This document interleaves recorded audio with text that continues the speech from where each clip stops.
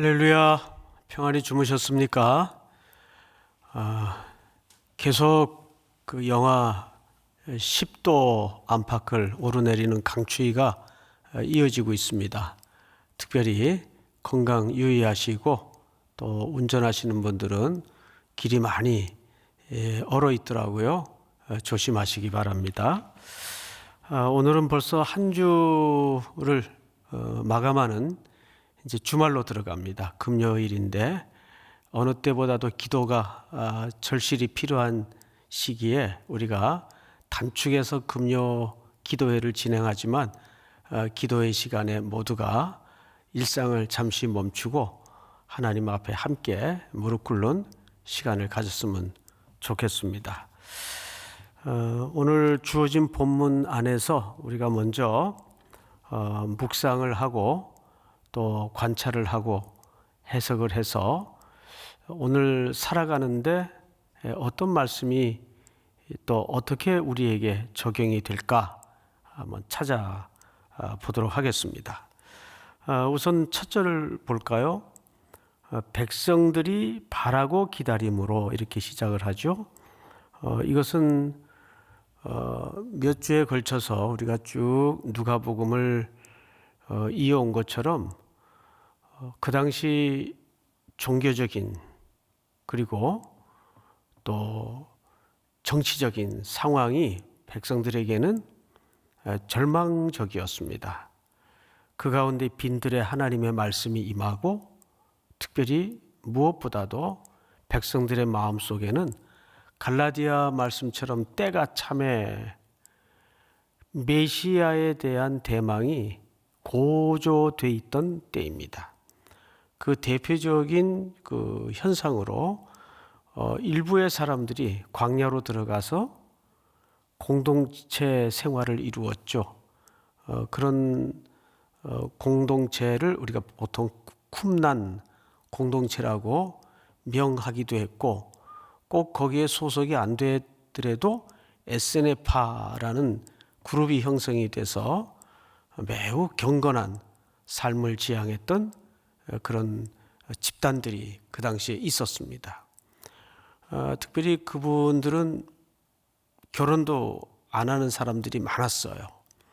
그리고 광야에서 말씀을 연구하고 또 공동체 생활을 이루면서 철저하게 메시아를 기다리는 준비를 하고 있었는데 오늘 세례 이야기가 나온단 말이에요.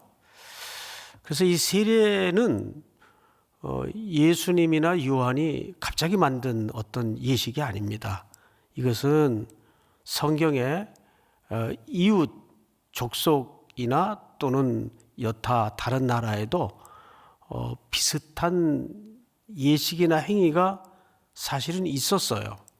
근데 특별히 에스네파의 한 일원인 쿰나는 공동체의 삶을 요세푸스의 기록에 들여다보면 세례 예식이 나옵니다. 그런데 몇 가지 조건이 있죠. 첫째, 1년 동안 두 가지를 지켜봐요. 첫째는 하나님을 정말 사랑하고 말씀을 사모하는가 이거를 꾸준히 지켜봅니다. 두 번째는 하나님을 사랑하고 말씀을 순종한 만큼 이웃에 대한 긍휼을 베푸는 삶의 결실이나 열매가 있는가를 공동체 안에서 철저하게 검증을 해요. 그리고 나서 그들은 무엇보다도 그게 확인이 되면 그제서야 세례를 베풉니다. 그래서 이 세례는 보통 우리가 정결의식으로만 알고 있는데 이 정결의식도 스스로를 위해서 정결한 게 아니라 공동체를 위해서 내가 깨끗해야 된다라는 것이 정결 예식의 1차적인 근본 원리예요. 그러니까 스스로를 정결케 하지만 그 기본 기초가 공동체를 위해서 이웃을 위해서 내가 불결해지면 전체가 더러워진다는 그런 공동체 의식 속에서 세례 예식이나 또는 정결 예식을 이들은 갖습니다. 그러니까 세례 예식은 정결 예식과는 조금 다른 맥락이지만 에세네파나 쿰란 공동체가 광야에서 삶을 지향했던 몇 가지 중요한 질서예요. 자, 그러면 오늘 본문을 좀 보도록 하겠습니다. 백성들이 바라고 기다림으로 모든 사람들이 요한을 혹 그리스도신가 심중에 생각하니, 아무래도 모습도 이상하고 또 사는 삶의 형태도 독특하고 눈에 띄었겠죠? 그러니까 사람들이 잔뜩 메시아에 대한 기다림이 고조되어 있던 때인데 당연히 이렇게 생각할 수밖에 없었겠죠. 이분이 혹시 우리가 기다리던 그 메시아인가? 그리스도신가? 그러자 세례 요한이 이런 대답을 꺼내놓아요. 요한이 모든 사람에게 대답하여 이르되 나는 물로 너희에게 세례를 베풀거니와 나보다 능력이 많으신 이가 오시나니 나는 그의 신발끈을 풀기도 감당하지 못하겠노라. 그는 성령과 불로 너희에게 세례를 베푸실 것이요. 여기서 크게 구분되는 두 가지가 있는데 세례 요한은 물로 세례를 베풀어요. 그런데 오실 이는 나보다 능력이 많으신데 뭘로 베푼다 그랬죠? 성령과 불로 세례를 베푼다고 설명을 해요. 자, 그러면 여기에서 성령과 불이 같이 등장을 한단 말이에요. 이것이 갖는 의미가 뭘까? 보통 이제 우리가 좀 꼼꼼히 살펴보지 않으면 성령이 불같이 많아 보다 그런 표현이 아니고, 이것은 성령이 오셔서 1차적으로 그분이 하시는 역할이 뭐죠?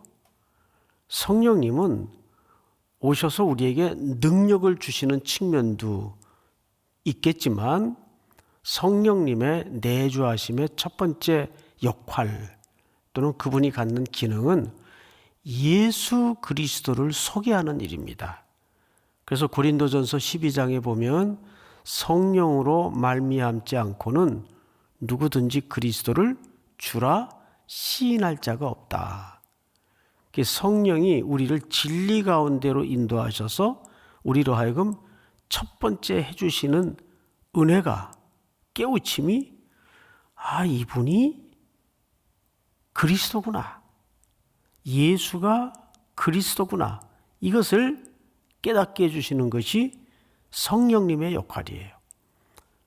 그래서 우리가 무엇을 선물로 받게 되죠? 구원을 선물로 받게 되는 거예요. 그러니까 성령님은 오셔서 우리에게 세례를 베푼다는 것은 구원의 선물을 주신다는 얘기예요. 그런데 온 세상이 그 선물을 다 받는 게 아닙니다. 성경에도 곳곳에서 소개되지만 배척하고 반대하고 거역하는 무리들이 있었습니까? 없었습니까? 있었단 말이에요. 그들에게는 성령님의 내주와 예수님의 오심은 곧 뭐가 됩니까? 심판이 되는 거예요.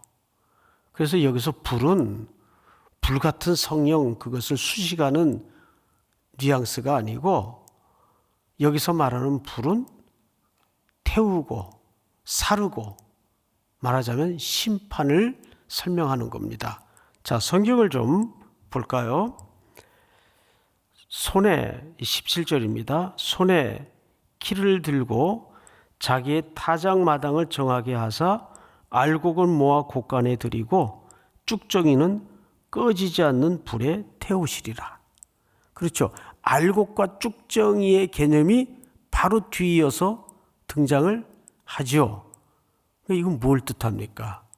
알곡이라는 것은 바로 하나님이 택하여 구원받은 성도들의 종말론적 그림을 얘기하는 것이고, 쭉정이는 그 은혜와 그 초대를 거역하고 결국 자기들의 불신의 대가를 받아서 심판을 받게 되는 무리들을 쭉정이라고 설명을 합니다.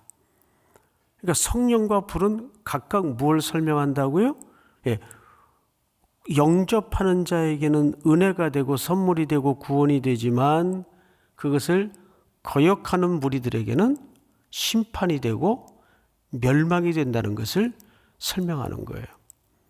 그러니까 여러분, 우리 개혁주의 신학에서 종말은 언제부터 시작이 된 겁니까?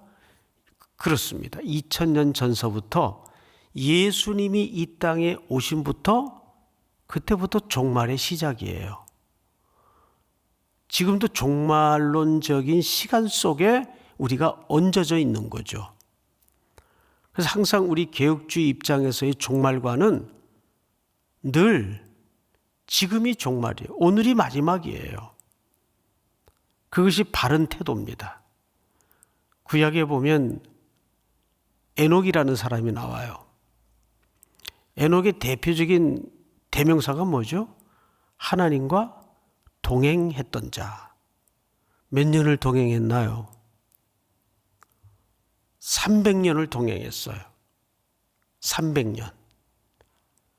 그런데 에녹은 이 땅에 몇 년을 머물렀었죠? 365년을 머물러요. 근데 성경 기자는 의도적으로 300년간을 동행하더니 그랬어요.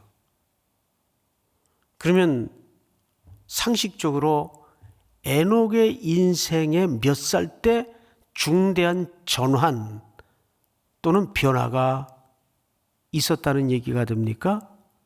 65세. 65세 어느 날 에녹에게 중대한 변화가 찾아와요. 그리고 그 후로부터 하나님께 부름을 받을 때까지 300년간을 동행하더니 돼 있어요.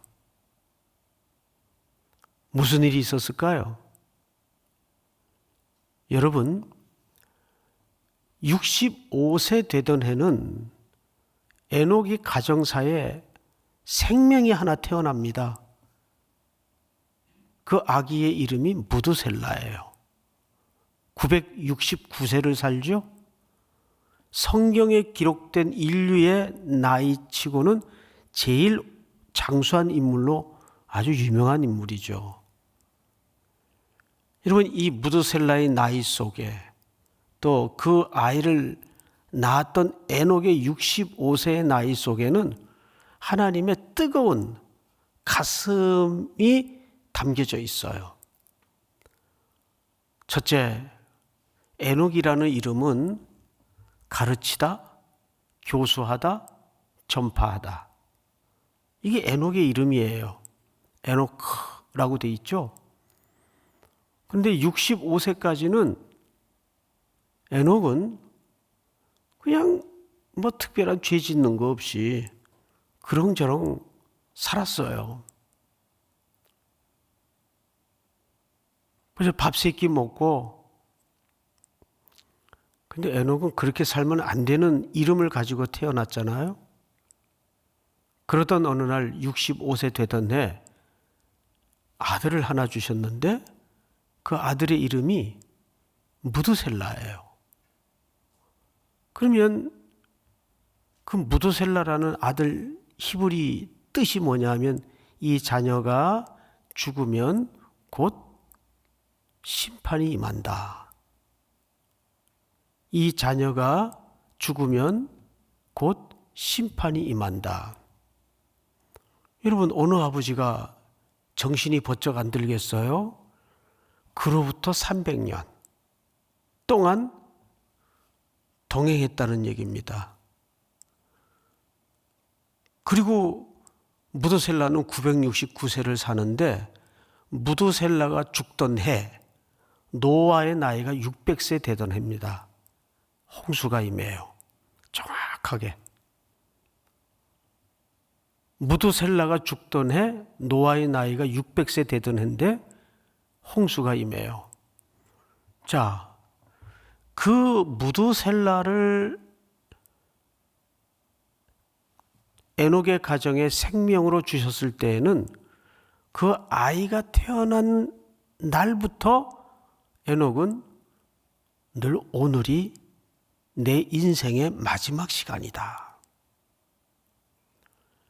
그 종말은 예수님이 오심으로부터 시작이 된 거예요. 에녹의 가정에 무두셀라가 태어남으로부터 종말은 시작이 된 거예요. 그렇게 심판이 임하잖아요. 자, 이 그림이 어떤 그림과 맞물리는가를 한번 보십시다. 우리 18절.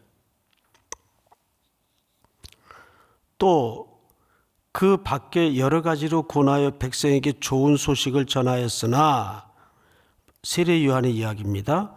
분봉왕 헤롯은 그의 동생의 아내 헤로디아의 일과 또 자기가 행한 모든 악한 일로 말미암아 요한에게 책망을 받고 그 위에 한 가지 악을 더하여 요한을 옥에 가두니라. 유명한 사건이죠. 헤롯의 궁궐 스캔들. 자기 동생의 아내를 이혼을 시키고 빼앗아서 자기 아내를 삼아요.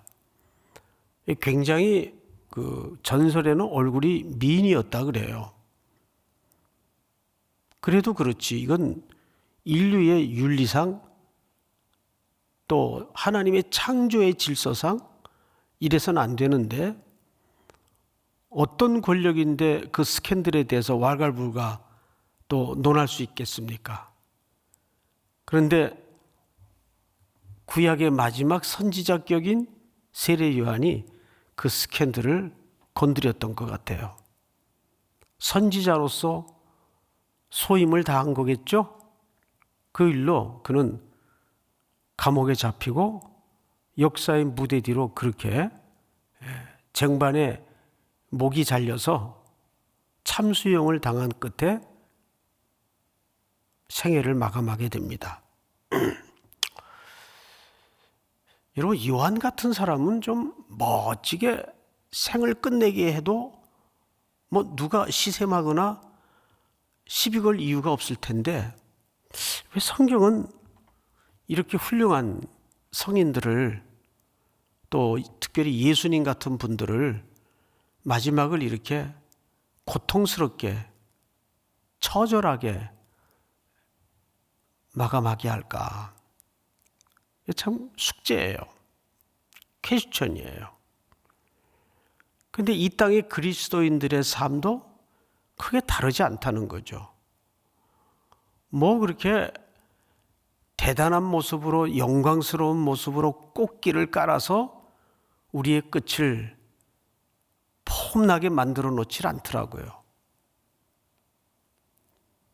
오늘 세례 요한도 그렇게 끝이 날 것이고, 또 예수님도 그렇게 십자가에 당시에는 가장 치욕스러운 현장에 죽음을 당하게 되죠. 자, 그런데 제가 여러분들과 마지막 결론처럼 다루고 싶은 본문은 그 다음 문단입니다. 보시면 21절, 백성이 다 세례를 받을새 예수도 세례를 받으시고 기도하실 때에 첫째 나타난 현상이 하늘이 열리고, 두 번째는 성령이 비둘기같이 형체로 그 위에 강림하시더니, 세 번째 하늘로부터 소리가 있었어요. 소리. 세 가지 현상이 나타났죠. 첫째, 하늘이 열렸어요. 그리고 두 번째, 비둘기 같은 형체로 성령이 임해요. 근데 하필 왜 비둘기 같은 이라는 수식어를 쓰면서 묘사를 누가는 했을까요? 여기에는 재창조의 메시지를 슬쩍 담아놓고 있습니다. 이렇게 절망에 빠진 인류를 새롭게 창조하시기 위해서 오신 예수 그리스도를 설명하기 위한 것인데, 그 먼 역사를 거슬러 올라가 보면 구약에 하나님이 아까 무드셀라의 이야기를 덧붙여서 설명을 드리자면, 결국 무드셀라를 969세까지 가장 오래 살게 하신 이유는 하나님이 이 죄악에 빠진 인류를 향한 긴 기다림의 표현이에요. 그냥 단순히 무드셀라가 참 오래 살았다, 그 얘기를 남기려고 무드셀라의 나이를 그렇게 설정하신 것이 아니고, 이 자녀가 죽으면 곧 심판이 임한다.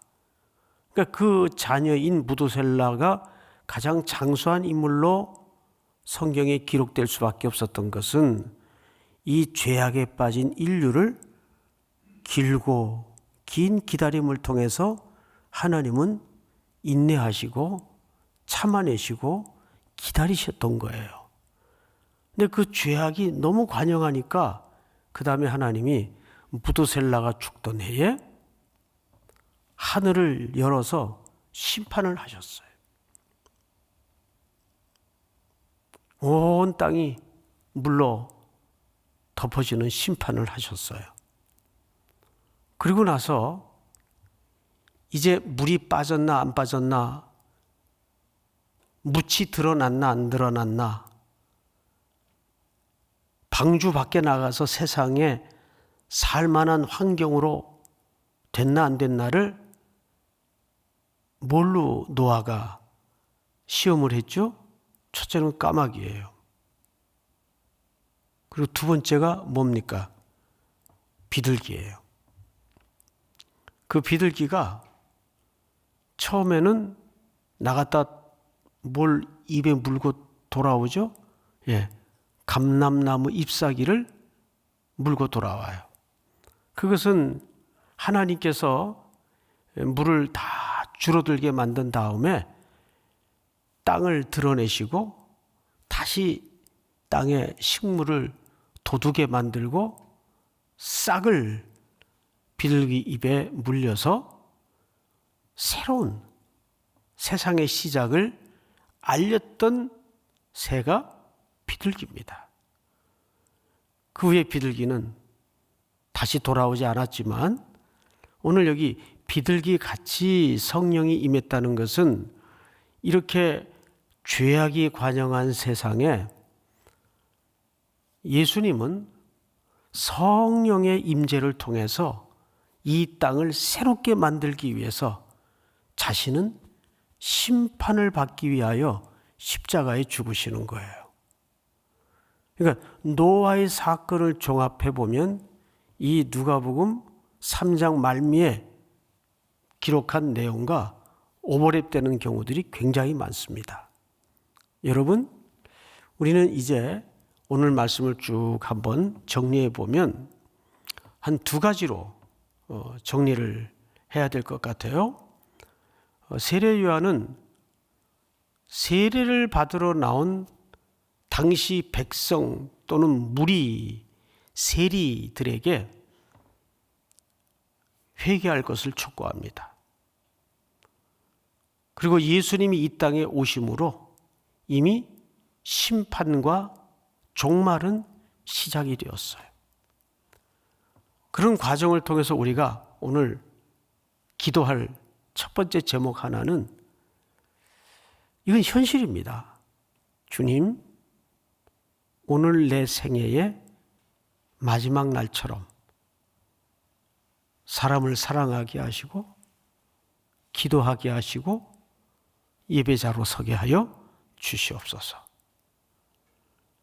만약에 그 인식이 정확히 내 속에 들어올 수 있다면 우리의 삶의 태도는 진지하지 않을 수가 없어요. 간절하지 않을 수가 없어요. 정말 사람은 내일 일을 모르는 거거든요. 그러니까 첫 번째 오늘 기도 제목은 오늘이 내 인생의 마지막 날처럼 살게 하여 주시옵소서. 두 번째는 우리 세례 요한을 묵상해 보면 그렇게 평생을 서른이 되도록까지 하나님 앞에 잘 자기의 길을 달려갔던 충성스러운 종이었음에도 불구하고 그의 끝은 이렇게 아프게 끝이 나요. 이런 경우들을 보면서 우리가 많이 또 흔들리죠. 결국 예수 믿는 결과가 이런 건가?